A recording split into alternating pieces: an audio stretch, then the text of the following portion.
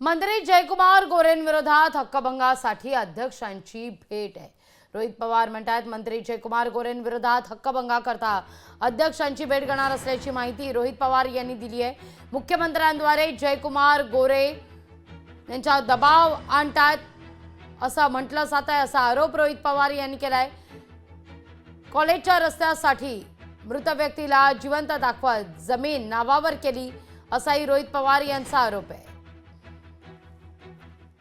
जयकुमार गोरेंच्या विरोधात हक्कभंग यावा यासाठी अध्यक्ष महोदयांना मी बऱ्याच वेळा भेटलो, पण आम्हाला असं कळतंय की मंत्री महोदय गोरे साहेब हे कदाचित मुख्यमंत्री साहेबांच्या ऑफिसला जाऊन बसून कुठेतरी प्रेशर आणत आहेत। त्यांच्या कॉलेजला जायला रस्ता मिळावा यासाठी मातंग समाजाच्या व्यक्तीला जे काही वर्षांपूर्वी वारले होते त्यांना जिवंत करून त्यांचा खोटा आधार कार्ड त्या ठिकाणी बनवून खोटा फोटो लावून त्यांना परत एकदा जिवंत केलं। त्या खोट्या व्यक्तीला घेऊन जाऊन स्वतः गोरे भाऊ त्या ठिकाणी उपस्थित होते आणि ती जमीन त्यांच्या नावाली त्या ठिकाणी करून घेतली।